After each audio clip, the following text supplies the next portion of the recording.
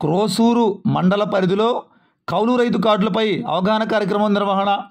ఇక పూర్తి సమాచారం మేరకు పల్నాడు జిల్లా పెదకూరపాడు నియోజకవర్గం క్రోసూరు మండల పరిధిలోని 1, 2, 3, 4 రైతు భరోసా కేంద్రాలలో కౌలు రైతు కార్డులపై అవగాహన కార్యక్రమాన్ని గురువారం సాయంత్రం 5 గంటల సమయంలో నిర్వహించారు.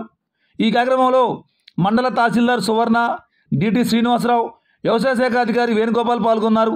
అనంతరం కార్యక్రమంలో భాగంగా తహసీల్దార్ మాట్లాడుతూ, ఈ సంవత్సరం పొలం కౌలుకు సాగు చేసే ప్రతి రైతు తప్పనిసరిగా రెవెన్యూ శాఖ జారీ చేసే పంట సాగుదారు పత్రం తీసుకోవాలని తెలియజేశారు.